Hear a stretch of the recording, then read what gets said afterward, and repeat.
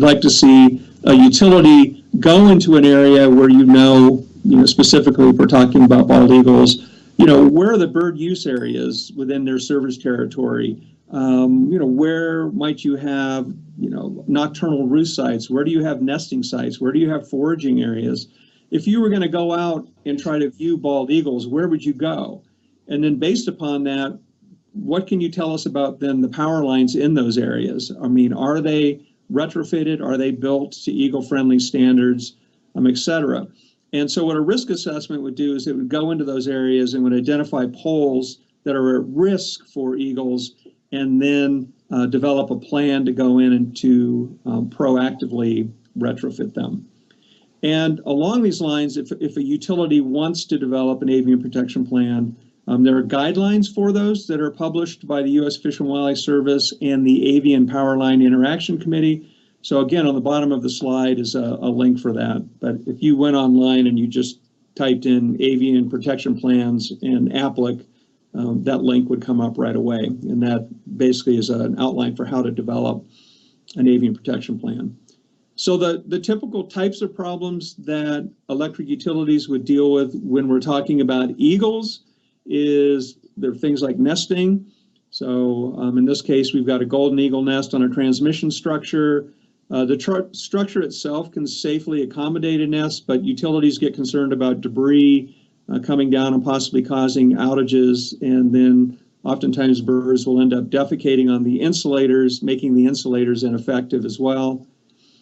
Birds do collide with power lines as well, and even though raptors have good vision, raptor collisions do occur, and oftentimes these collisions occur when maybe birds are preoccupied doing other things. And I think one of the things that's sort of germane to the sorts of things that you're doing with telemetry is that we actually use telemetry data when we're working with a utility company to try to effectively predict where you might expect for there to be bird collisions. Thank you. I have somebody for you to talk to later. Okay. And then most of the subject matter we're going to talk about in this presentation is dealing with bird of prey electrocutions, and I'll spend a few minutes talking about exactly how those occur and why they occur as well. Okay, so why do we need to be concerned about developing an APP or an avian protection plan to address these issues? And there's really three drivers. And one of them has to do with the sort of legal issues associated with it. Another one has to do with the reliability of power lines. And then, of course, utilities like to have good relations with their members or customers as well. So in terms of regulations, again, I'm not going to spend any time on the different regulations and the nuances between them, but suffice it to say that utilities can be prosecuted for electrocutions and bird collisions under either the Migratory Bird Treaty Act and or the Bald and Golden Eagle Protection Act. Along those lines, the Fish and Wildlife Service has prosecuted utilities in the past for this, and this slide just shows 4 case studies of successful prosecutions by the Department of Justice.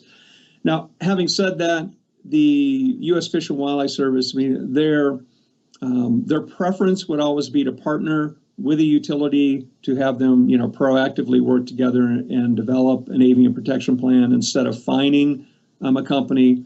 But I included this simply to show that if need be, the Fish and Wildlife Service, they can go down another route if they so choose to. Reliability. Animals getting into the infrastructure, and I want to be clear that this slide has to do with outages that are caused by all animals. We're not just talking about, birds. And in essence, this is some information that was compiled by the Electric Power Research Institute. This was a survey sent to several hundred electric utility companies. And the real take-home message here is that with animals getting into the electric grid, costs the utility companies a significant amount of money. And what these bar charts are showing is that from 1993 to 1997, that somewhere around 8% of all known outages on a utilities system, a given utility system, are caused by animals getting into the system. And that's really probably conservative, because we also know that about 9% of all outages are unknown. Certainly some of those would have to be animals as well. The good news for a utility company when it comes to these numbers is that for the most part, these types of events can be prevented. So when you're a utility company, you're dealing with outages, you don't have a lot of control over a tornado or a storm or a fire, those sorts of catastrophic events. But there are things that you can do to drive down outages in addressing animal-caused issues. And then relations. And what I did here is I just pilfered an image off the internet. This was a story that was earlier this year, and it was about a monkey that caused a nationwide blackout in Kenya. And really the message I'm trying to drive home here is that when utilities have outages, or when they're electrocuting a charismatic species like a bald eagle, there can be some significant fallout from that from a PR standpoint as well. And utilities are acutely sensitive to that. All right, so now I don't want your eyes to glaze over, but you're going to have to come with me on the next 4 or 5 slides to really understand the topic in general. So we're going to do a little electricity 101. Thank you. Okay, so how do birds get electrocuted? And first, nomenclature. When a bird is electrocuted, it means the bird is dead. Okay, when a bird is shocked, it means it's survived a contact. Okay, so a bird can get electrocuted really one of 2 ways. And one is if it goes phase to phase. The second way is if it goes phase to ground. And the following slides will make this a little more clear. Okay, this is a typical 3-phase distribution power line that would be found throughout most of rural America. And what we've got on this is we've got 3 hot wires, 3 energized hot wires on it. So we've got a primary wire that's A phase, and that is energized at 7,200 volts or 7.2 kV. You've got another wire that's running on the center of this pole. It's another primary wire, that's the B phase. It's also 7.2 kV. And then we've got this outer wire, which is yet another phase, so it's another primary wire, and it's also energized at that same voltage. Okay, the reason that we can tell that these are primary wires is that they're all sitting on these insulators. Okay, so that's your first clue. And the reason they're on the insulators is that electricity will always try to run to ground if it can. And so we don't want it to go to ground, we want it to stay in the wires, and that's why they're supported on insulators. Okay, so this pole also has a lower wire on it, which is a neutral wire. And throughout most of the United States, you'll see a neutral wire being used on power lines. The neutral wire is tied into ground or the earth, okay? So there should be nothing in that one. That one should be at ground potential, so there should be no voltage or current in that neutral wire. Okay. In comparison to your house has 120 volts. So again, going back to these primary wires, the A phase, the B phase, and the C phase, they're energized at 7,200 volts each. So there's quite a difference between what's up on the wire and what's in your house. And keeping in mind that even what's in your house at 120 volts can kill you. Okay, so let's go back to what we talked about before. Electrocutions can occur either phase to phase or phase to ground. So what does that mean on this structure? And what it means on this structure is that for a bird to be killed or injured on this structure on a phase to phase, it would have to go between 2 different phase wires. So this eagle, this golden eagle, would have to be able to simultaneously touch a fleshy part of its body on the A phase and a fleshy part of its body on the center phase. And the reason I say the fleshy part is because bird feathers are pretty good insulators, okay? So on this side of the pole, you have the same thing going on. And I know from looking at this pole that it's got an 8-foot crossarm on it. So that separation between that center wire and that outer wire is about 42 inches. And what we need for an eagle is 60 inches. And that, if you have 60 inches of separation, that'll be enough separation that that bird up there could not go wrist to wrist. So on this particular configuration, okay, this bird could get shocked or electrocuted to put its wings out, and it touches wrist to wrist on the center phase and the outside phase. Okay, phase to ground, the only way this bird could be injured phase to ground is if it touches one of these three energized wires and anything else is tied into the earth. In this case, the only thing on the structure that's tied into earth is that neutral wire. So the point being that a phase to ground contact on this structure is not possible. So there's no phase to ground issue here, but there is a phase to phase issue. Okay, a better example of a phase to ground issue would be this structure. So in this case, you've got an immature bald eagle. It's on a single phase line. This pole only has one energized wire coming into it. And then it's got this coiled jumper that's coming down, and it's coming onto a transformer. That wire is not covered. That's a bare wire. And that transformer is tied into the earth or ground. So envision that this bird goes down and lands on this transformer can. Now its feet are on a ground point and is putting its body into an energized wire. And remember I said electricity will always try to run to ground? Then what'll happen is the electricity will go through that bird as it tries to reach ground, and then the bird will either be shocked or electrocuted. Okay, power line contacts. When a bird contacts a power line by either touching two differentially energized wires, so those are the phases, or again touches a phase and a ground, there is going to be an entrance wound and an exit wound. So again, the electricity is moving from point A to point B. And on this slide on the left, this is very common, a very common type of injury for a raptor, where you get a wing is a contact point with something coming in, and then if the bird is sitting on something grounded, you'll see an exit wound typically on the pad of the foot. And in this case, it's pretty obvious that this bird has been electrocuted. But I will tell you that many times it's much more subtle than that. So this is a Saker falcon under a pole line that we inspected in Mongolia. This pole line averaged one dead raptor for every 7 poles. So this was a particularly lethal set of structures. And again, this is the entry point on this bird. And then if you take a look at the pad, you can see the exit wound here, which is much, much more subtle. And so again, the take-home point here would be that if this bird was, had decomposed, it might be very difficult to tell whether or not it had been, in fact, electrocuted. Okay, so we talked about the avian protection plan and how it's nice if a utility has one to deal with processes, but I also was trying to drive home the point that it's really good to have a risk assessment. So I want to talk a little bit more about that. So when we have a risk assessment, the very first thing we want to know is, well, what is the species of birds that we're dealing with? And then based upon that, we want to know what are the clearances that we should be looking for when we're trying to assign risk from a pole to a bird. And so again, for this afternoon's discussion, we're talking about eagles. And there are recommended clearances that have been developed by the Avian Powerline Interaction Committee.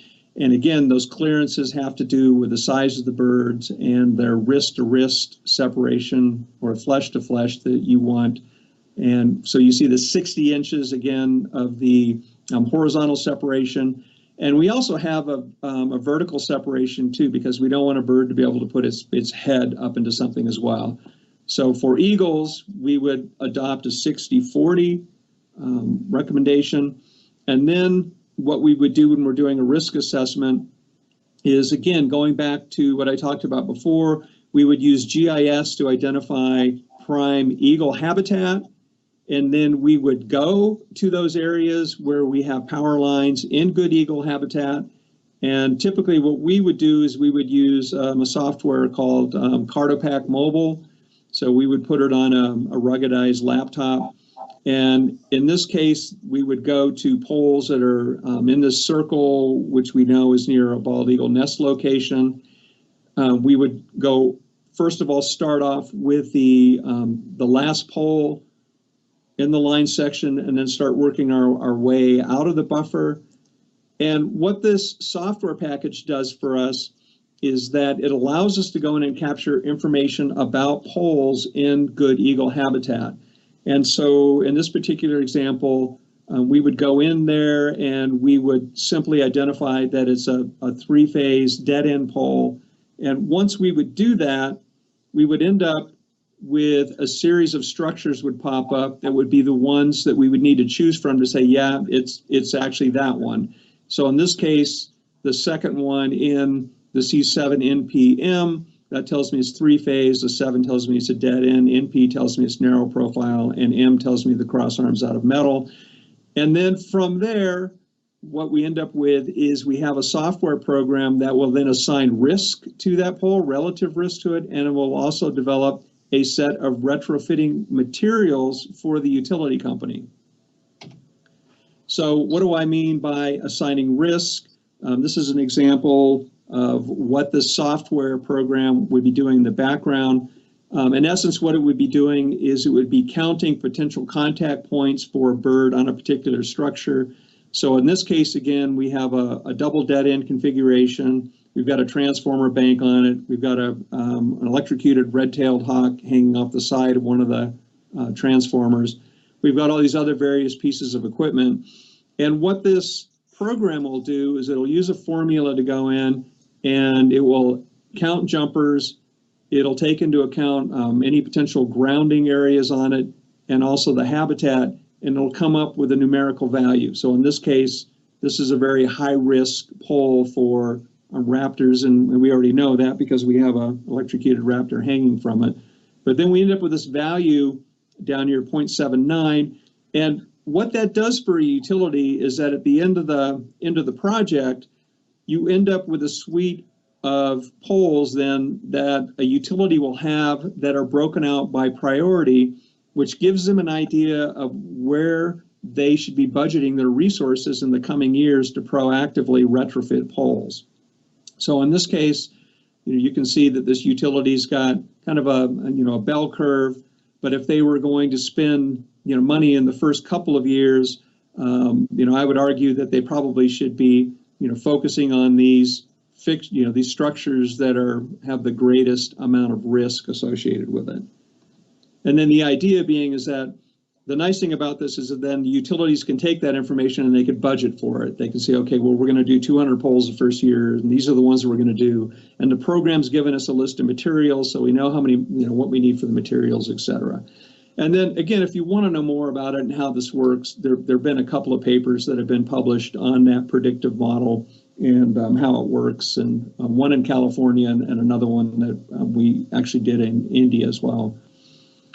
Okay, so great. So we know we have a problem. We've got tools to identify, risk associated with it. But then, sort of, what's the next step? Well, how do we mitigate the issues? And again, the driver in this is knowing the size of the birds. So what I'm trying to demonstrate on this slide is that if you take a look on the slide on the left, we've got a rough-legged hawk that's sitting on a typical, again, three-phase distribution line. You got the 3 hot phases, and you got the neutral down low.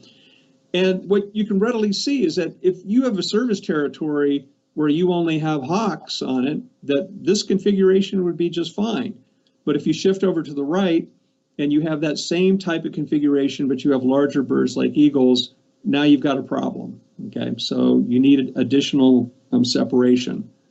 So the way that you would fix that is to do one of two things, and one is to insulate power lines, so use cover-up devices to take away potential contact points, or isolate it. And what we mean by isolation is in new construction, or modify the structure to achieve sufficient clearances to prevent a phase-to-phase or phase-to-ground contact. Okay, so what am I talking about? So in the case of, we just looked at that 3-phase tangent structure, and we saw that it didn't have adequate eagle separation. Now you could take that three-phase configuration, and you can change the way that you're building them. So in this case, what we've got is a little taller pole, a 5-foot taller pole, and we're taking that cross arm and dropping it down. And what we're doing is we're getting a hypotenuse in here that is greater than that 60 inches of separation. So that's one solution, which is to say, okay, we can isolate the problem by increasing the separation. The problem with that is that you're typically not going to be able to do that when you have existing poles. So going back to the pole that we had before, in this case, you really can't drop that. Well, you can't. You can't drop this cross arm down because then you'll be violating NESC clearance codes. So, you know, your choice is you could rebuild it, but rebuilding it would be extremely expensive as well. So the solution for retrofitting is often to add some aftermarket products on it. So in this case, we talked before about how the issue for this eagle is that if it goes between that phase wire and that phase wire, well, we can put a conductor guard over that center phase and take that out of play. And so this is an example, again, golden eagle. Now this bird can't make a phase-to-phase contact because that center phase is covered up. And then these outer phases are far enough apart that you don't have to worry about that. The bird's not physically big enough to make that contact. All right, so that's one configuration. So here's a dead end configuration. So this is a different beast. The structure we looked at before was just running straight through on pin insulators. This is where we have a structure where the wires terminate and then they continue out the other side, terminated on a cross arm. These types of configurations disproportionately kill eagles across the West, and it's because of the exposed jumpers. But in this case, we have, again, fixed the problem by using isolation, by getting the wires far enough apart from each other. So we have a 10-foot cross arm. We're running jumpers underneath. The center jumper always has to go up over the top. But there's no place on here where an eagle can find that 60 inches to basically go across it to be electrocuted or shocked, okay? So this is one way you could build a line new, but again, that's probably not gonna work for you when you have an existing line. So in this case, again, we have a dead end, so the wires are terminating here, wires are terminating in the center, and what you can see here readily is again, you've got a golden eagle coming in. You can see that if this bird was coming in from the other side, that it could go phase to phase. So again, a solution here would be to take that center phase out of play by putting a dead end cover in there. So this is an example of a dead end cover. These units are typically two pieces then to snap on to the wires. And some of these products can be installed hot. Sometimes you have to take outages, and sometimes it's driven by the work practices of the utility. But in the end, you end up with a dead end that looks like this. And so again, the bird can't go, when it's landing or taking off, it can't go phase to phase in here. Yeah, equipment poles. Again, equipment poles can be relatively problematic as well. And what we would like to see again is that when equipment goes out into the field, that it would already go out with cover-up material on it. So this is a single-phase transformer. This is a protective bushing cover that's taking away all the contact points up over here. The wire that's running over to the protective surge arrestor, that's insulated. So again, an animal can't go phase to ground. And then this is a surge arrestor, which is there to protect the transformer from lightning. And again, there's a cap on there. So this is what we'd like to see in new construction. And then again, going back to the slide we showed before, this is an unprotected transformer. And what we would do with one that's already in the field is we would put snap-on bushing covers, we'd put covered up line hose on it, and then any other piece of equipment that's on there would also need to get protective caps on it and covered jumpers as well. And the other key component to all of this is that the retrofitting is only as good as the quality control.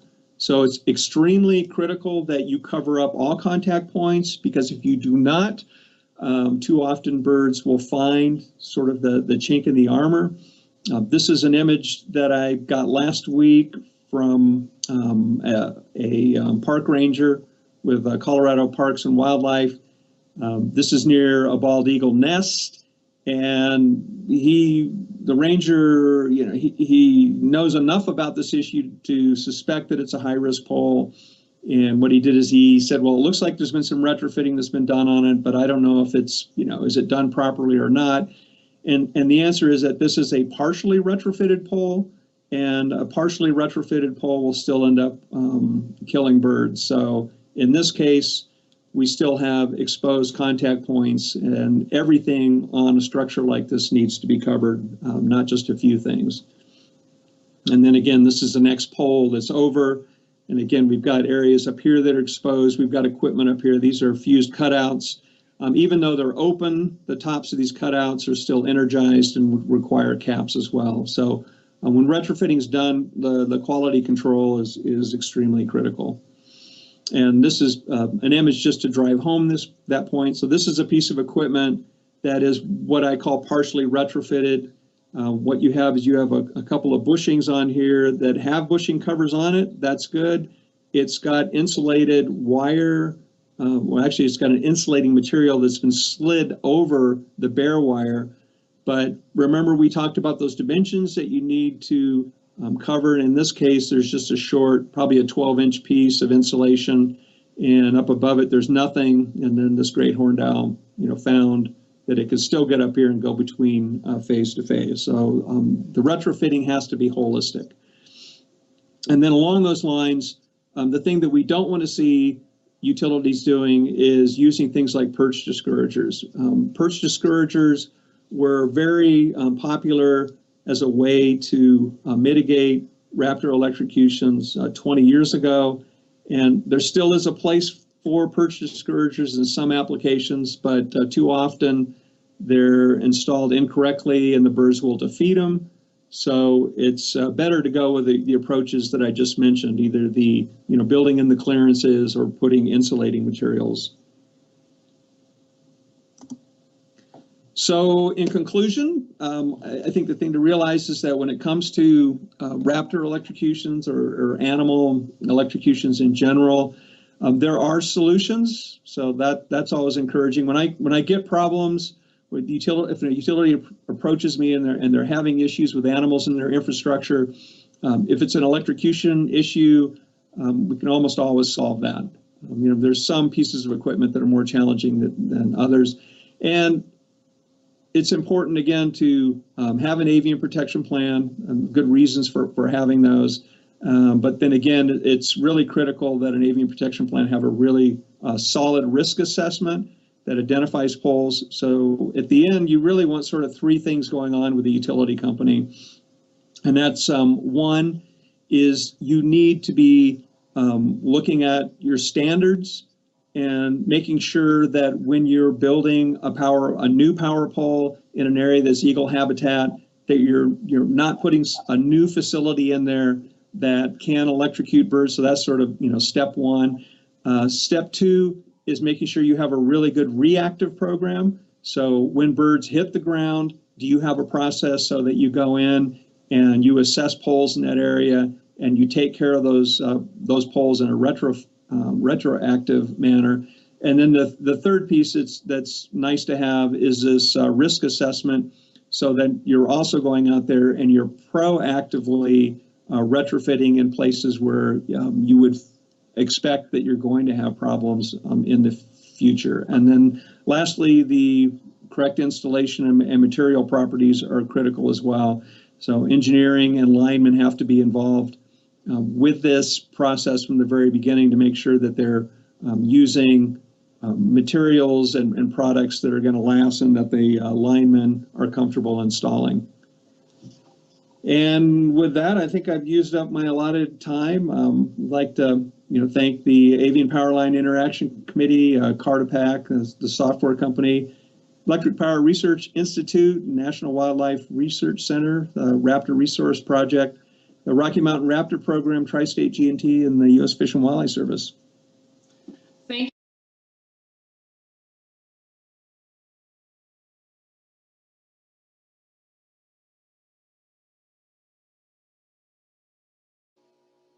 I'm waiting for sound to come here.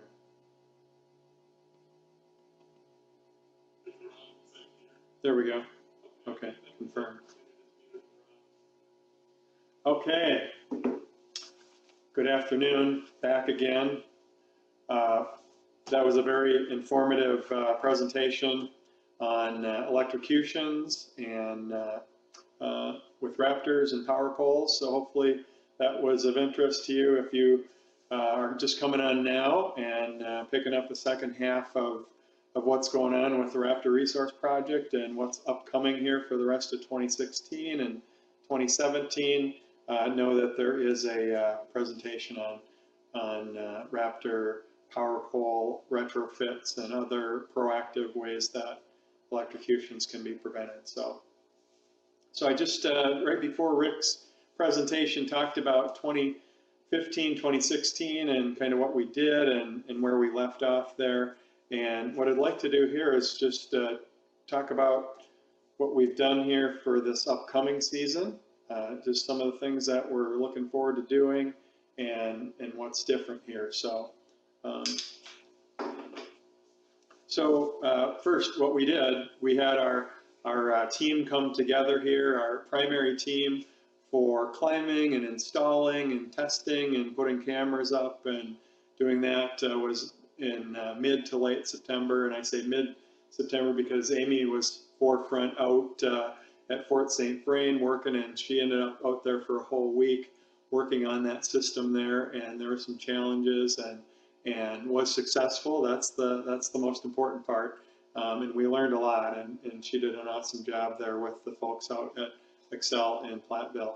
So that started, and then as she was finishing up, we got started here in Decorah, and we had a couple things to do. We had a camera to replace, and I'm pointing in this direction because that is pointing towards N1 to the tree, and I'm in Command Central in the Holt House garage here.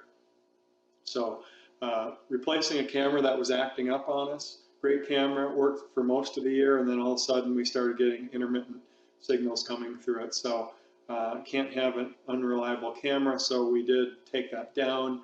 We replaced it with a new camera, some improvements there on purpose. We can see higher up because it's got an extra 20-degree tilt up above the horizon, so an extra 20 degrees all the way around 360 degrees. So improvement there.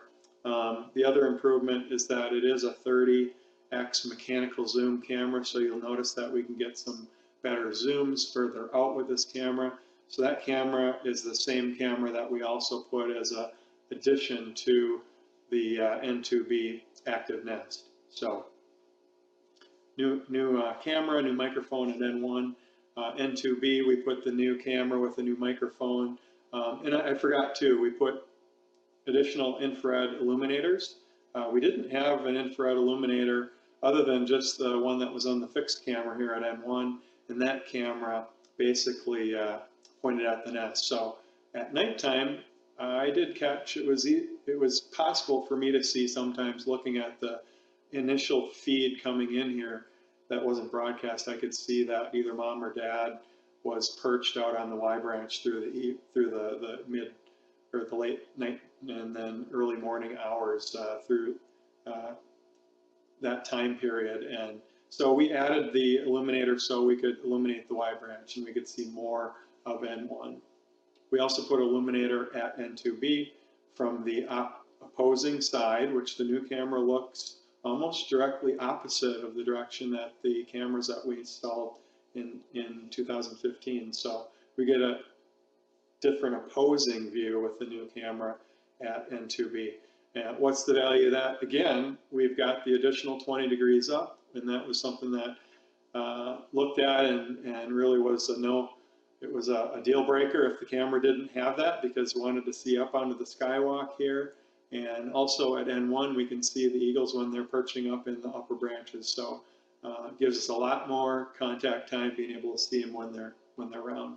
So that was that's an improvement. The other thing is that we see a different view with the sun. So in the morning, we get better views now coming from the new camera. In the afternoon, you'll see that typically I'm switching over because we got that halo effect of some glare and things in the afternoon on sunny days.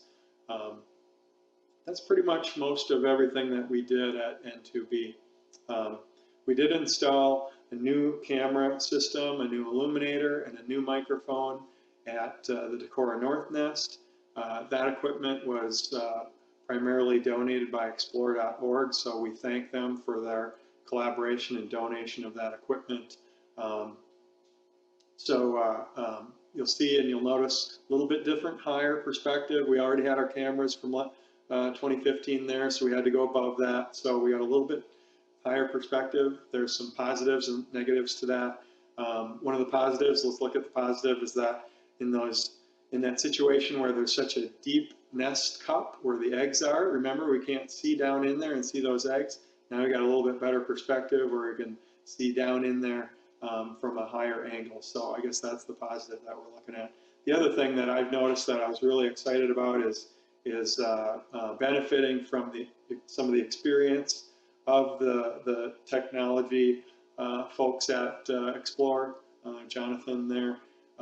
The microphone that we put out there is a production quality microphone, and it is really amazing. I mean, you can hear the eagles basically walking across the branches and leaves and other things in the nest. You can hear them tearing fish apart, to eat that. So some amazing audio there too. We got great audio at the other nest too, but that one is really, I think, tops. So what else installs for cams? We did add the Marshy Point ospreys last year, a little bit later in the year. So we have an osprey cam. It was neat to see ospreys on camera. We also have been continuing to work with the Seneca Nation of Indians.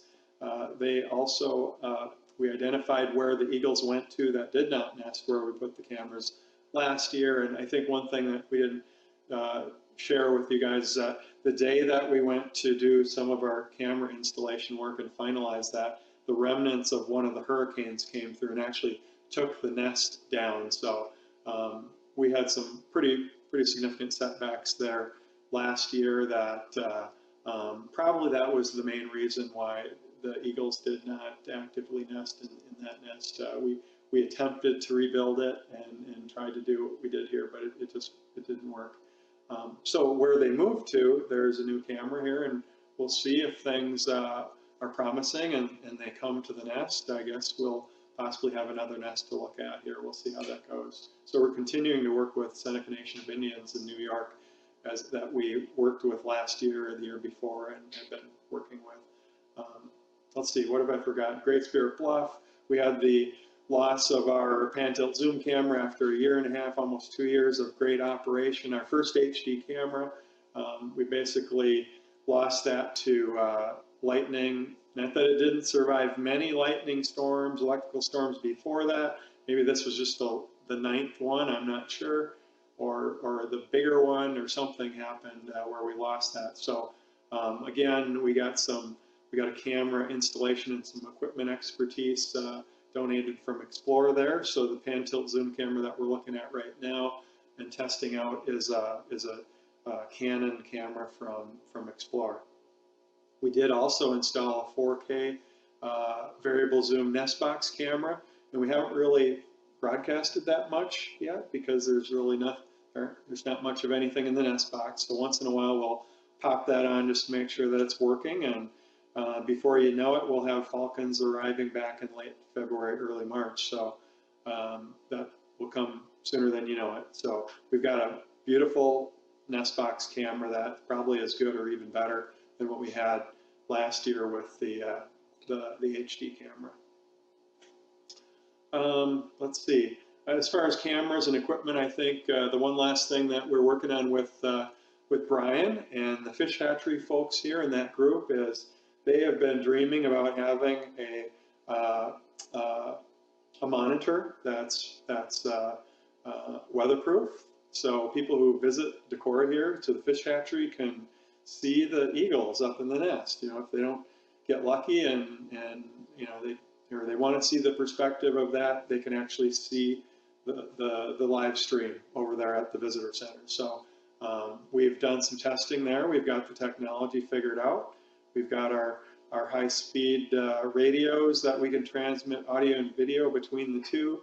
And we're ready to do that one here. A little bit of delay here, but I think that we're going to have that one going live here at least before the end of the year. In a little bit, I'll show you that camera. So that's a big part of our education program right there, is bringing the live cams out to all the folks that enjoy them. Let us know what we can do to make it better. We can't promise that we'll do it, but we'll at least consider it and try. So we're winding down from last year and preparing for this season. The cam installs and everything was a big part of what we had to do here. The new cams appear to be working well. As I mentioned, we've got the new HD camera and microphone with Excel, the Fort St. Vrain Eagles, and we've been doing the preliminary work to get ready to upgrade some of the Falcon cams, one at the King plant over in Bayport, Minnesota, and then up at the Sherco power plant up by Baxter, Minnesota. So those are probably the two that we'll do first come next year.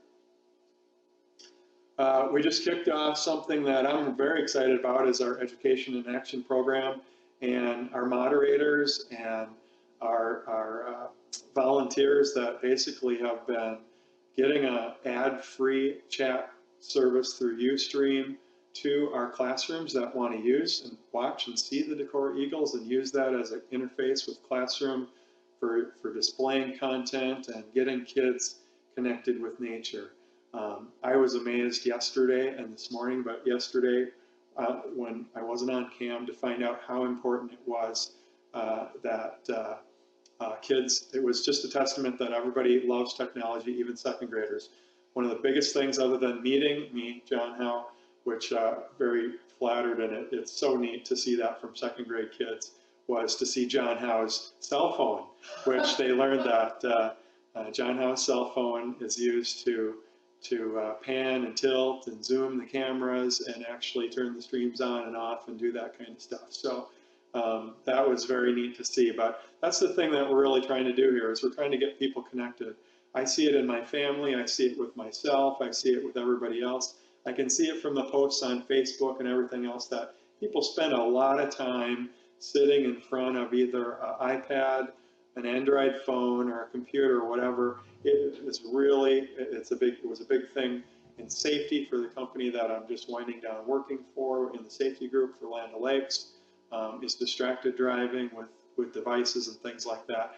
I think we have a little bit too much maybe distracted living going on these days. So what can we do to get people connected with nature? I guess the first thing is, even if it's an electronic device, spending your time watching a beautiful pair of eagles or ospreys or great horned owls or whatever it be, is that more valuable than playing a computer game or something where you're shooting at somebody? I guess there's some pretty good arguments that can be made there. So specifically with the Education in Action program, we know that we have over 1,000 classrooms that have signed up for the ad-free chat. And then now with Explorer, which is ad-free, we also have probably a lot of people who watch and watch that ad-free stream with some neat features to go back and be able to look at the recording in real time and take snapshots and things like that. A lot of opportunities for teachers to use the actual live video content. We have problems with some classrooms that basically don't have either the security clearances or the policy or the bandwidth where they can actually watch the stream and show that and share that with kids. So that's the first thing that we'd like to take care of. We'd like to get some of the better content that we've got, make some modules and make that available either for download with a donation or some kind of simplistic model of getting that to the classrooms. And then developing, what I learned in talking to Laurie Carnes with her classroom today is that for 6 years now, I think it was, that she's been using a program and perfecting it. So we got some teachers and classrooms out there that have been doing this, I think probably since 2011, when the Decor Eagles went live on Ustream. So we got some great content out there. We got some teachers that are working with the core standards, the STEM standards, and the NGSS. I think I got that right. If I didn't, The standards that basically help identify, what are the primary things that we're trying to teach to our kids. We learned about grammar, and I've seen some really amazing letter writing activities, and I've got to see that with the letters and the cursive writing and writing letters to us specifically is one thing that I've seen come through, but some really neat things. So that's a big focus this year, is us getting our education in action program. Once we get things squared away at the beginning of the year, I think we'll start outlining content. We'll come up with our plan. We might utilize some graduate students or some college students to help us with slave labor. I mean, I didn't say that. I used to be a graduate student, not slave labor, but efficient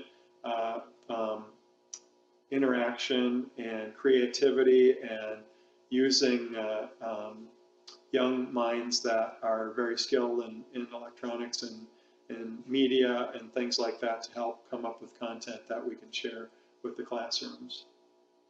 So that's a big thing moving forward here. It's a big part of our mission, and I think it's one of the neatest things that we can do with the Raptor cams and the nature cams in general. That's education in action. Bird programs, Bob Anderson, most of you know of the success and just the sacrifice and just the amazing work that he did with the Raptor Resource Group and the people that he attracted with falcons here in the Midwest, and raising falcons and releasing them, and then also the major step of bringing raptors back to the historic eyries in the river valley by letting them hack off of natural rock-lined boxes that were right on the bluffs that mimicked what he wanted them to come back to. So some amazing work there. But so what do we have left to do? I mean, we got this amazing opportunity to do educational outreach and share raptors and nature with people. What about the birds themselves? We've got some issues nationwide with kestrels. We've seen, and the researchers have been watching a slow decline in numbers, and there's some research that's being done, and have met with some people and seen some recent work coming out on some initial ideas that are promising, trying to figure out what the problem is. But one of the things that we're going to do locally here is we've worked with the kestrels, Diane Muller with Who's Woods. We've got a collaborative poster that I think I have, but I didn't bring in here. It's really neat. It's got some specifics about kestrels. It's out in the car. Is it all right? Yeah. Is it locked? Yeah. No, it's not locked. She should be able to get in there. It should be open. So we got a poster. It shows how to build nest boxes, all the dimensions, and what to do. So we've got Girl Scouts, Boy Scout programs, and other folks that are working to build kestrel nest boxes. And Bob and David and Ann Lynch and others were doing a kestrel nest box program and monitoring that back in the Midwest here for a couple of years also. So we're just moving forward with that. I think we'll do it in a little bit more organized way and hopefully expand it. So a couple of our partners that we're working with that are interested in that, 3M up at Cottage Grove, Minnesota. I think they've got a natural area that they'd like to work on putting some kestrel nest boxes or get some more activity in there.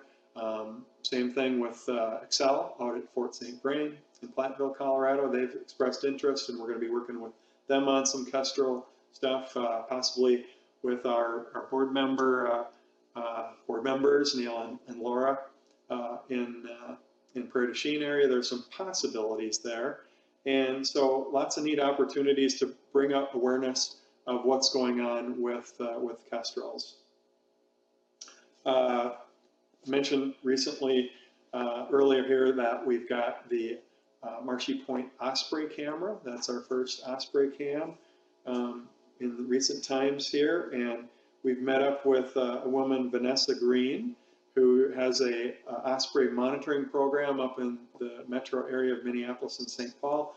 And I think, if I'm remembering this right, she monitors and watches over 40 nests up in the metro area there. So we are interested in working a little bit with her and learning more from her about what she's been observing and taking a look at what's going on with ospreys, specifically up in that part, but we always have the opportunity to look at ospreys in other areas too. So two other raptors that we might be focusing a little bit of effort on, the kestrel and the osprey.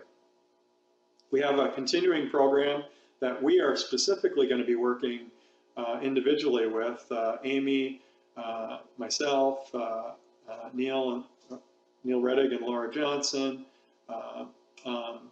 and Brett Mandernack and others here, John Dingley, some of our board members that are a little bit more active here, and that is our partnership trying to help tell the story of the amazing recovery of the peregrine falcon here in the Midwest and this part of the United States, and the contribution of Bob Anderson's work, RRP's work with that. So the Strategic Driftless Initiative, we had them come and talk at our After the Fledge. I think they're kind of right, in the same position as we are. They're putting out a fundraising campaign for the full-length movie that they are working on. But the interesting thing, and one of the reasons that we're very interested in watching this and we're participating in this is Bob started that project with them to showcase this amazing recovery of the peregrine falcon in the Mississippi River Flyway and Bluffland corridor, and also showcase the bald eagle and the peregrine falcon and some of the other birds of prey that are native to the driftless area. And they're there, and I guess the thing that is the story to tell is that we can make a difference when things that we do can impact them and almost exterminate them. So anyway, the partnership with STI, the film, is going to be decoding the driftless. So we started filming that early in 2015 when Bob was around. We've got some interviews of Bob, and we've been doing filming events whenever they come up. When we've been doing banding events, we've been collecting some video, and they've been also collecting some of their own video for the movie. So we basically are partnering with them on that program. So fundraising and newsletter, I guess one thing that really want to do is, up to this point, it's really just been hey, I see something I like with the Raptor Resource Project, or I see something on the cams, or I saw a moderator say, hey, we're trying to raise some funds for this or that. It's really kind of been hit or miss, or whenever you get passionate about wanting to get connected and help support the work that we do. I know that myself, very busy, and I know how it goes with trying to keep up with things electronic. So I think, personally, I think it'd be a good thing to have some paper materials that showcase the work that we're doing and get that out. I guess we haven't solidified whether it will be on a quarterly basis or a semi-annual basis, but we're working on our first newsletter to send out to folks, and it will be only to the people that we know that a physical mailing address for, and we'll obviously make the information available electronically too. But if you get something in the mail, it's because you've made a donation to us in the past through the regular U.S. mail, and we want to just make a connection with you and let you know what we're doing. And so that's one of the things that we're doing, is we're becoming a little bit more like a regular nonprofit, and we're going to keep connected at least by some kind of regular newsletter here. You want to come over and say hi to everybody? So, hey, we have a visitor that is here, and I have no program specifically in mind here, so I'm going to welcome, and I have a warmed up seat for you here. I'm going to welcome Willard Holthaus to come stop in and say hi here. How you doing, Willard? Pretty good, John. Good to How are see you? you. Yeah, same to you. Yeah, good to see you here. And again, we thank you for letting us use your garage, or a good chunk of it. Glad to do it. And we descend on you like every September, right? And we put cameras together and play with our equipment and do all that good stuff. That's about the story. So I think, I guess I hear you're going to maybe be a little bit more active with cam operating, possibly a little bit with me this year. You're not going down. You're not going to be a winter bird and head down to down south this year. No, we're not going south this year, so Okay. I'll be around more. So I'm going to be training Willard a little bit more when I can get him out here, you know, to do some pan operating, and I think we'll have Joni and some others regulars here too. But so whoever's watching us for our Giving Tuesday little broadcast here, I don't know if there's anything that you want to say to those folks, or just No, say hi in general. Yeah, just say hi. And John's doing a good job, and all his coworkers are doing a good job. Oh, thank Hey, you. hey, we appreciate that. Can't coming beat from you. that. Yeah. I think So- everything's going good on both sides, so. Okay. I think we're going to take a break for right now, and we're going to go back to the Eagle Cam. We'll see if there's any activity going on there, and I'm not sure. Yeah, about a 5-10 minute break, and we will be back here. So thanks for watching, and we'll see you in a little bit. Somebody has a question. I'm watching right now. Hopefully this will work. Go ahead and ask it. Okay. Okay, I'll put that out right now. Ask Are these coming on the stream? away. Yes, they are. Looking for questions, moderators, if there's something I can do to make it easier for you or something. Okay, they're just doing that now.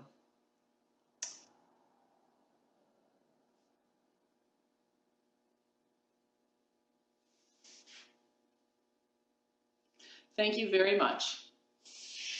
And we got a little bit of a delay here, so we're just gonna wait to see if anything comes through on the chat. Okay, that shows up. And while we're waiting, I just want to thank everybody again for being here today. Back at the first, after the Fledge party, you know, Bob was completely amazed at the number of people that showed up. And he said, people say technology divides us, but look, this is something that brought us all together. And that's really how we feel about today. It's how actually I felt really about the whole week. So just thank you for being here. Okay, we have questions about, okay, we'll ask the egg question first. So we have questions about the egg. So John, you want to recap what you said about the egg? Okay. Basically, the egg was opened up, and there was nothing else in there except for yolk and fluids, and it was smelly, we heard.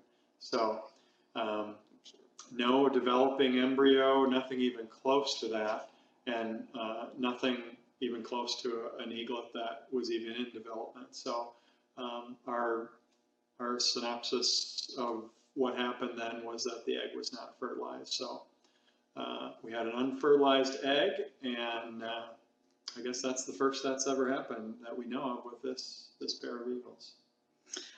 Ruby Red, you asked, how can we be sure if my donation will go to the Decorah Eagles? We can set that up. We haven't tended to do earmarked giving in the past, but people will sometimes make a specific request. So when you make your donation, if you want it to go to something specific, make sure that you specify that at the time, and that's something that we can accommodate. That's not a problem. So if you're doing it by PayPal, you could mention it in the comments. We might have something more formal than that in the future. If it's a donation by mail, you can just write it in the notes part of the check, or put a message in with the check. So. Sunny Blue asked, Amy, what were you doing at Fort St. Vrain? I was helping to install the new Fort St. Vrain camera. It is a really interesting wireless and solar power system. There were some unexpected complications, but we all rose to the challenge. And I gotta thank XL Energy, especially Bill Heston and Pat Donahue, for all of the help that they gave. It was absolutely invaluable. We got the job done, and it was really quite fun. So that's what I was doing. And then, John, we had the question of what else did you find in the nest? So what else when you were digging for the egg? You mentioned a weed. So we had weeds. We did find some prey remains, some small bones. I think we set aside a couple things here.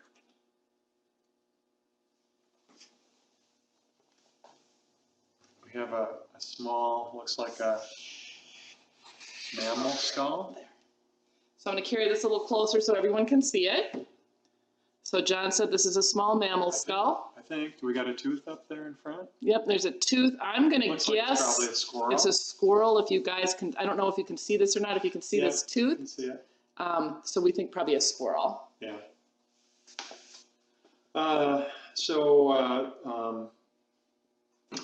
It looked like a garden up there. It looked like really nice potting soil.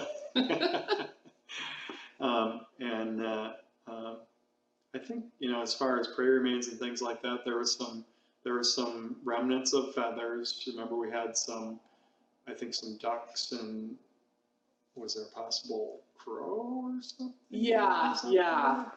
But there were some feather remains, the bone remains. I think that was the most intact skeletal part, that full skull there. That was about it, other than the egg and a lot of green growing plants and that one really large weed. Somebody wondered if you had found any pellets. Pellets in there. I didn't necessarily notice it, but I wasn't actually looking for them either. So there very well could have been, but I just wasn't paying attention to that kind of thing. They also break down, at least if they're anything like peregrine falcon, you find the little, I don't know if pellets is the right word for them with falcons, but you find them in there, they break up pretty fast. They're susceptible to water and everything else, so they break up pretty quickly. I see a question here. What will be the abbreviation for the new hatchery cam? I guess that'd be the visitor center cam. Boy, we'll have to think about that, whether it's going to be the, we got N1, we got N2 tree, we got N2B, and we could have VC, visitor center. I don't know. I think Sherry Elliott suggested something like B2D2. Oh, it's because it's a how it looks. There we go, yeah. Would certainly be fitting.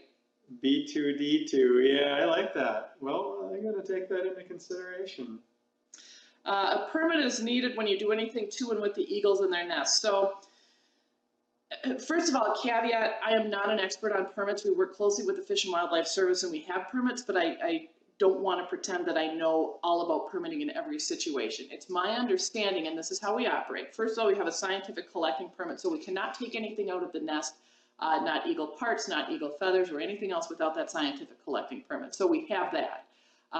As far as going into the nest, when we went up to get the body of DN2, for example, we had to be permitted for that by the state and also by the feds. So we needed to make sure that we had all of our permits for that.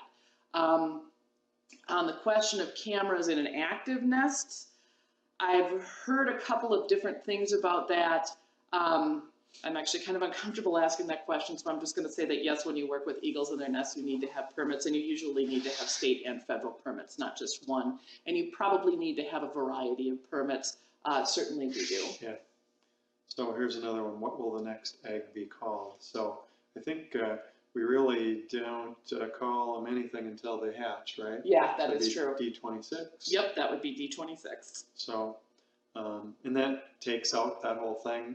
If we don't wait until something actually emerges from the egg, then it really kind of filters out the unhatched eggs and things like that, which we actually had for the first time last year. So good question.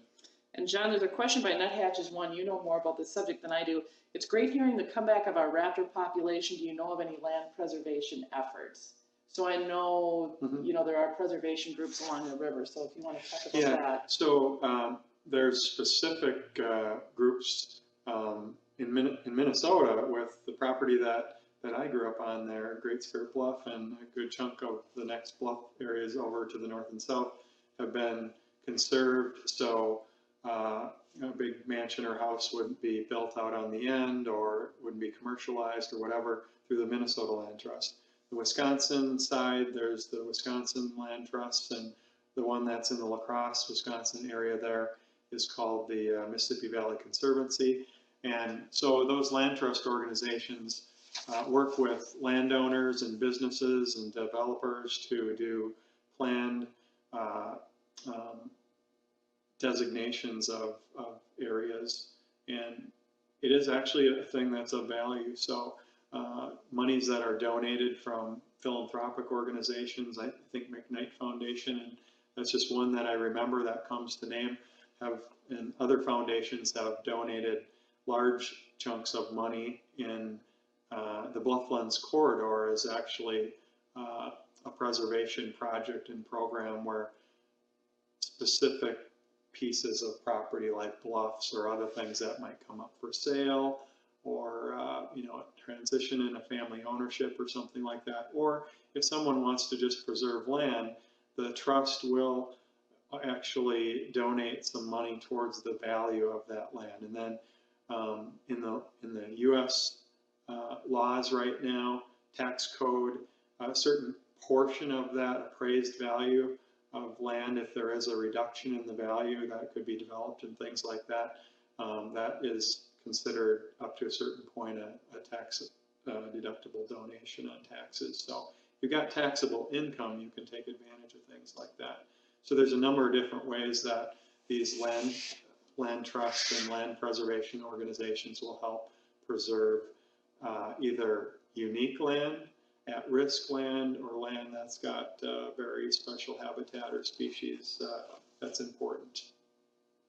If someone's interested in getting involved in a program like that, is there anything they can Google, look for, people they can contact? Yeah, there's a National Association of Land Trusts.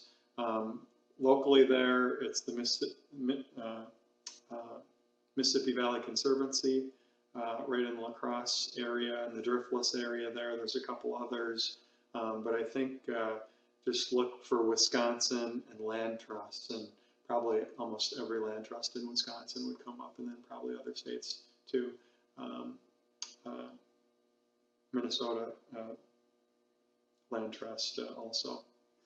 Okay, and then we have a question about how the Philippine Eagle project is going. I know you addressed that earlier. Yeah, I just want to give a quick recap. Yeah, so remember that was, we wanted to try to check and see what the viability of putting a jungle Philippine Eagle cam would be. And so we did fundraising last year for the fundraising event at the Celtic Junction. We were very successful. I think even a number of donations from Giving Tuesday last year were earmarked for possible Philippine Eagle use by the people who donated. So, so we did raise the money. We split costs. We did a project with Cornell Lab of Ornithology. So they funded 50% of the project. We funded 50% of the project. We sent 3 people, Neil Redig, Kike Arnold, and Charles Eldemeyer, out over to the Philippines.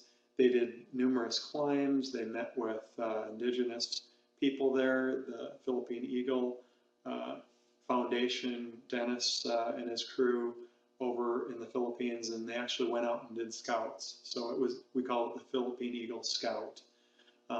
So number of nests were identified where we could put a camera.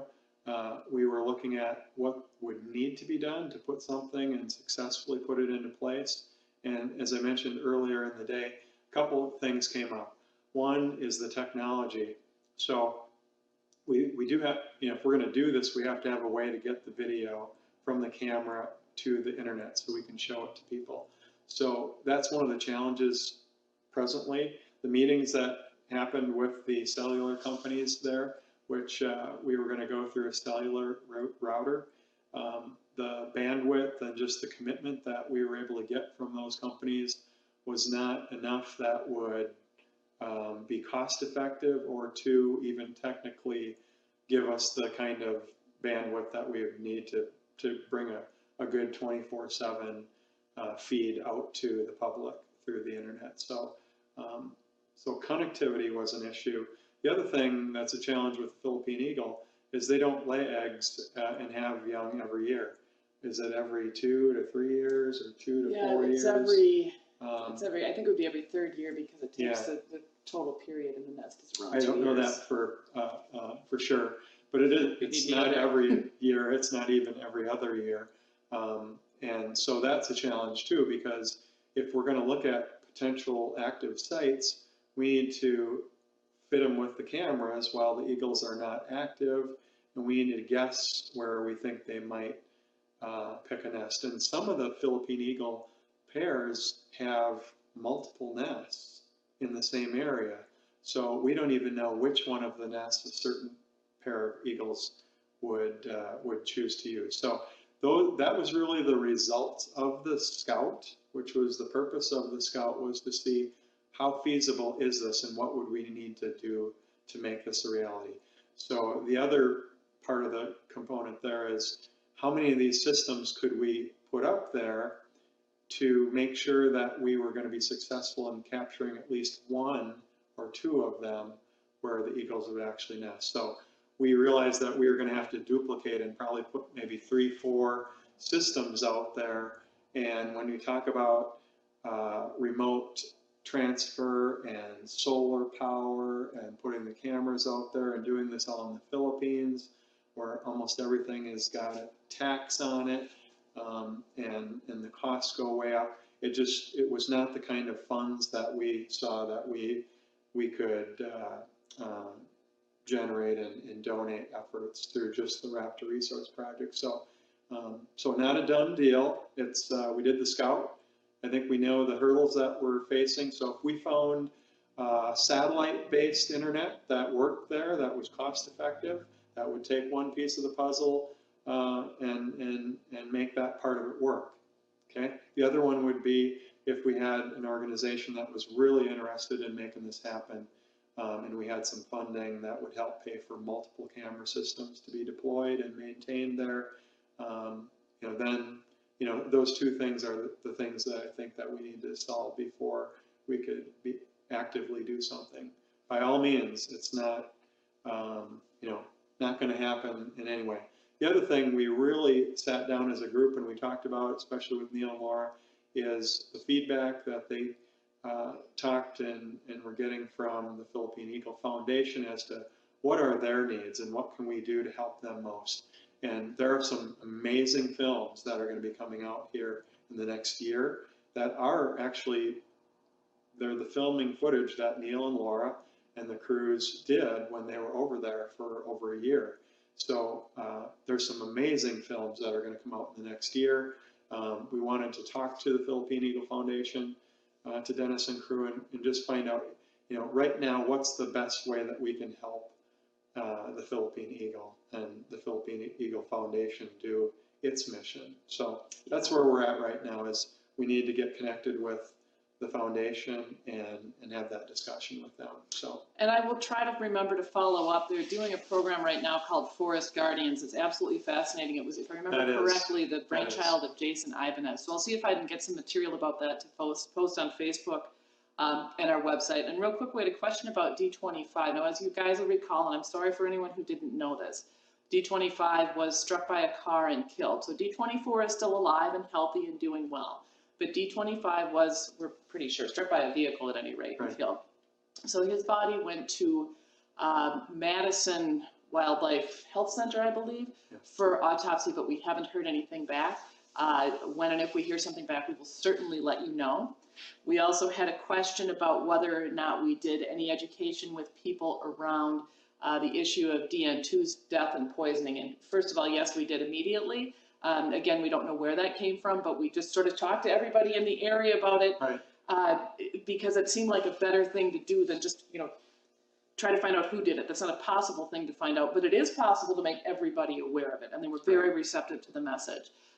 Beyond that, John talked about this a little bit earlier. We're looking at doing a technical paper with somebody that will get into journals. It's not as exciting as putting it on the internet, but that's actually an extremely, doing that research, proving it, and letting people know about it who are in wildlife health, in the Fish and Wildlife Service, and in organizations like the Peregrine Fund and other organizations like us, is really a central part of addressing the problem. So we're also moving in that direction as well.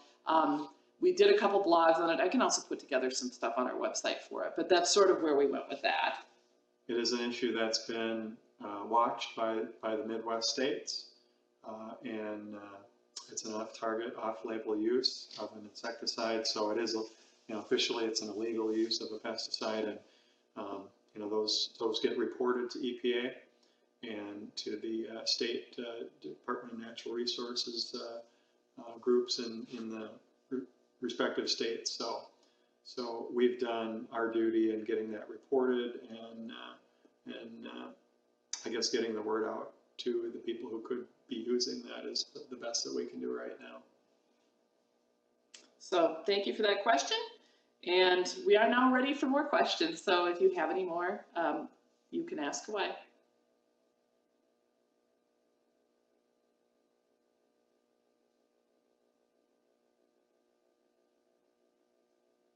Thank you, Priscilla Ash. Thank you for all you do. Thank you to all of our moderators and volunteers for all they do. We couldn't do it without you.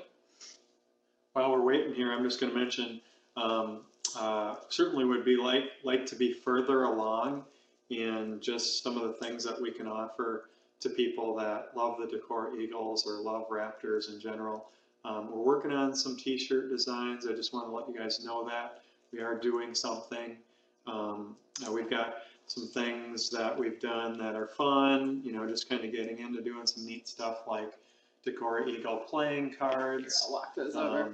And you know, we've got some neat posters that we will make available for the February 18th. Again, mark your calendars if you're in the Midwest area, if you're interested, or we'll probably have an online silent auction, something of that sort again. We'll have some great bands. The Brian Baru Pipe Band, Mr. Dingley told me, is going to, in fact, after the last one, they're like, when can we do this again? So we said, we'll be ready for you in a year. So we're going to have a fundraiser coming up in February at the Celtic Junction, and we'll come up with some of the, you know, what are we doing the fundraiser for? We'll be coming out with that, but you can imagine it's going to be something that's on our mission statement here. We still have, and I give these out, you know, and we have these available. You can get them yourself too. American Eagle and Raptor Force, just two of the movies that Neil Reddig and Bob Anderson did together, along with others, Rob McIntyre and other board members. So. We have a question for you, John. Did you see Mom or Dad in the area while you were on the nest? I don't believe we did. If I remember right, the day that I went up in the nest was right after a pretty major rainfall. This is like the second that's right. very high rainfall in the area, and this will tell you how much rain we got. The flooding that happened in Decorah was, I think, about 3 weeks to maybe a month prior to that. And then as I was driving up to get some camera equipment that night, after that, I came through some areas in southern Minnesota and Iowa that you had to go through a foot of water or more flooding coming through. But the next day, the water had risen high enough that we weren't even sure that we were going to be able to climb back up and finish N2B until the waters receded. So it was coming up that high. I don't remember seeing either Mom or Dad that day that we were up there. We did leave the traditional trout in both N1 and N2B, and I thought for sure that this year they sat there. We watched the flies on them. We watched a couple generations of flies go through their life cycle, and it didn't look like there was much left of those trout there. But when Mom, I still remember the morning because, you know, you can imagine how it goes when you're the director of the Raptor Resource Project and you know, you're going on these famous eagles, and it's like, hey, we haven't seen those eagles in that nest yet. And it's like, it's later than it was last year, but we had this really strange warm weather this year. But I specifically remember that day where Mom showed up in the nest and Dad, and she ate the trout jerky. It had been perforated and it had been worked, and it had been, there's probably only half of it there, but she found it and she ate it. So not the day that we were up there, but it took a little while for them to get there, and I think something with the weather and the warmer weather just kind of changed a little bit of their habits. They didn't get into the nest near as early as they did in 2015. That's true. We have 2 questions about eagle tracking. 1, can we update the maps more? And 2, how many eagles are we tracking? So basically, we update the maps when we get the data. Sometimes transmitters talk to us. Sometimes the weather gets cold and cloudy. It's based on the sunlight, because the the transmitter downloads data based on the battery. So if we've got a lot of gray overcast days, it takes longer for the battery to get recharged to the point that it can actually transmit the data to the satellite and be picked up. So that's what we continually hear from Brett, is that, you know, hope for some sunny days if we're waiting. Fingers crossed. Yeah, if we haven't seen data for a while, we're waiting for sunny days. But that's the way it goes. I mean, when we don't get data, we don't know what that means, whether the transmitter is, you know, the transmitter should still be transmitting as long as it gets sunlight. So as long as it's not turned upside down, not getting anything or whatever. So that's what we hear, is we're going to report it as soon as we get it. And sometimes we don't get it because it hasn't been bright enough out. We're going into those winter months now where the number of hours of light in the day are less. So. And then we also got asked how many eagles we're tracking right now. So right now, we're just tracking D24. And it's sort of, so Brett Mandernack has a study. It's an absolutely enormous longitudinal multi-year study of free living bald eagles in the Midwest. And then his eagles also go up into Canada. So our eagles are actually part of his study. And one of the things he really likes about our eagles is that he knows where they come from. So that adds really kind of an extra dimension of richness to thinking about the eagles and how they live. So we've got one enrolled now. If you go to our website, raptorresource.org, click Explore, it's up in the top bar, and go to the drop down and click Eagle Maps, you can come across our interactive email maps, our interactive Eagle Maps, and also all of Brett's PDFs. So you can take a look not only at the one eagle we're tracking now, D24, but also D25, 4, D14, and even back to D1. So there's really a lot of data out there if you're interested in sort of exploring where the eagles have been in addition to where they are now. And I think recently D24 has been in the Prairie du Chien, Wisconsin area. Yeah. Pretty close to Eagle Valley, right by Brett. So. Yeah. So and what we're hoping, you know, obviously we have a lot going on. Hopefully one of the two of us or both of us or Brett or somebody can take a break and go out and track D24, because that's something, you know, I miss having those reports from Bob. Those are just, they were really great. So we'll be doing some of that in early 2017. We sure hope so. Road trip. So if there are any other questions, I'm looking real quick. Oh, so D1 is, so DN1 is out there somewhere as a sole survivor, yes. Presumably we don't know, once they leave the nest, we don't know anything about them. We can't identify them again. So certainly I would like to think so. Yeah. Let's see. All right, I don't see any other questions right now. We can maybe 5 more minutes. What do you think? 10 more minutes? I'm ready to get back to work. Okay, all right. Okay, then we'll take, I think, 2 more questions. Ruby Red just asked John and Amy, how can we as chatters help you be so more successful? That is a really nice question, and I appreciate that. Thank you. You know, obviously donations help. I hate to give that answer because it sounds, you know, like kind of greedy or whatever, but you can't run an organization without money, so that is helpful. Beyond that, that's actually a really interesting question, and I want to think about that some, because some of the things I've been thinking about are, you know, who's really watching us? How can we help you? How can we deal with the proliferation of devices and technologies and things people want to do? So that's actually something I'm thinking about, and maybe a question that you can help us answer. So I appreciate that question. I will. That's something that I will be thinking about. So thank you. Yeah, I think it helps. You know, if you guys, you know, say we really like to hear about this technology or what's happening with this type of raptor, or whether it be eagle or falcon specific or another raptor, we'd like to hear more about it with a blog or you know, something focused like that. I think you guys let us know what it is that you want. I know that everybody likes to see the videos posted. People like to see good close-ups, good detail of the raptors. So, you know, what we can give you to make your experience better, I guess.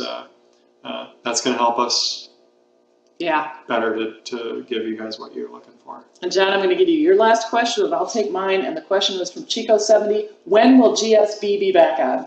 Will it be active again? Okay. So the camera has been on. We've got a Canon camera that's out on the second point there that looks at the nest box, and it just we're in cam training mode and learning that new camera system. So that camera's on.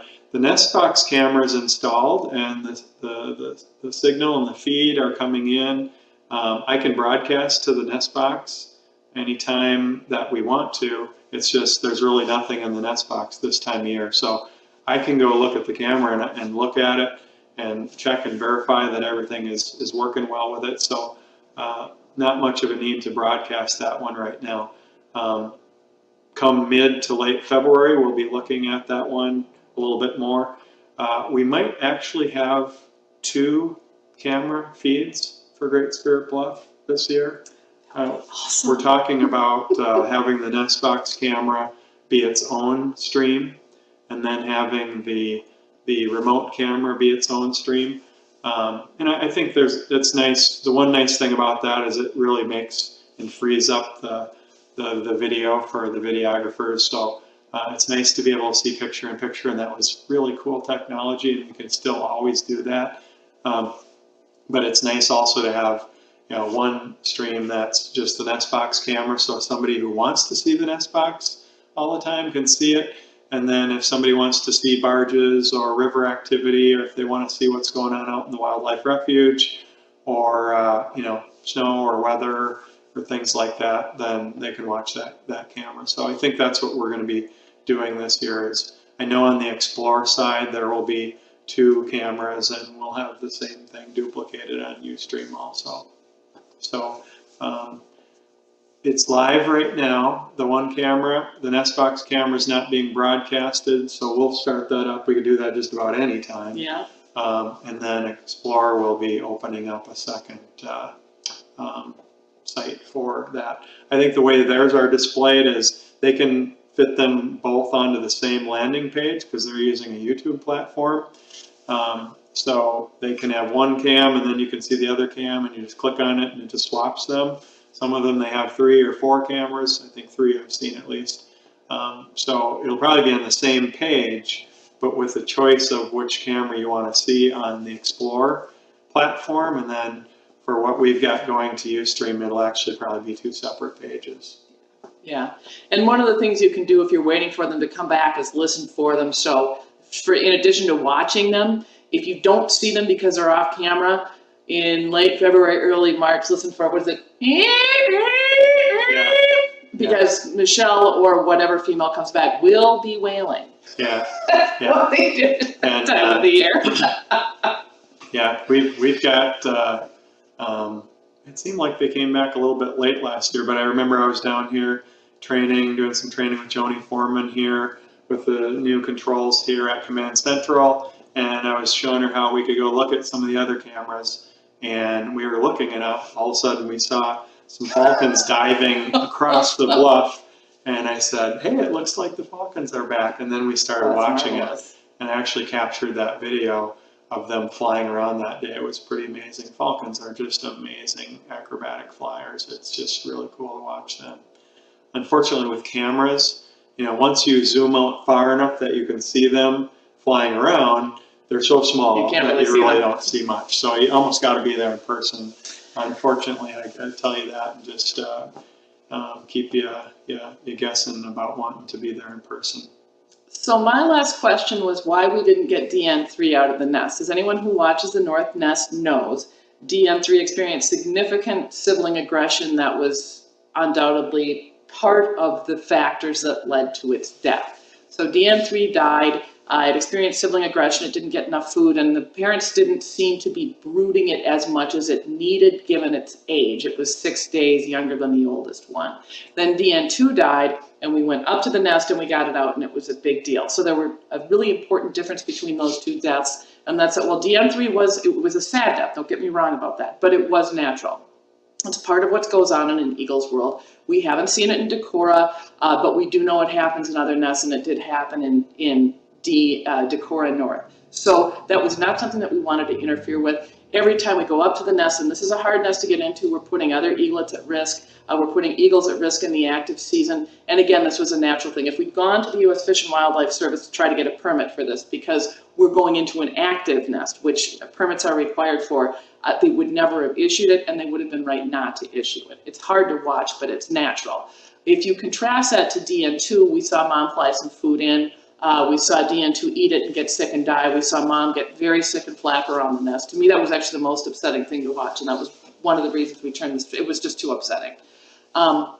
So when we called our federal partners and said, hey, something went really wrong, and here's the video, and here's the documentation, and we have to do something, they agreed for a couple of reasons. First of all, when something goes wrong in a nest, they really do want to know. An eagle getting picked on and died is sad, but normal. An eagle suddenly eating food and falling over dead is not normal. So they want to know what went on. They wanted us to get the carcass for autopsy. And then also they didn't want, because eagles have a habit of tearing apart dead young and feeding them to live young, they didn't want the last eaglet in the nest to be killed by the parent feeding it part of the dead young. So it's sad, and I understand why we get that question, but that is why we didn't go get DN3 natural versus why we went and got DN2 unnatural. So I hope that's something that you can understand.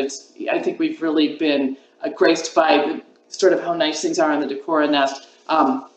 That's wonderful, and I enjoy watching it, but it's not the same in all nests. So, right. And that's the value of having a contrasting camera that is not located right next to a fish hatchery. So it's more real world, most likely. This is a very advantageous, great spot for eagle to be, right where trout are being raised and hatched, and there's a discharge pond that has lots of trout. And then there's the trout that are native here, and the suckers, and abundant source of food around here in the city area, even around here. Probably not, I don't know, maybe not as much competition.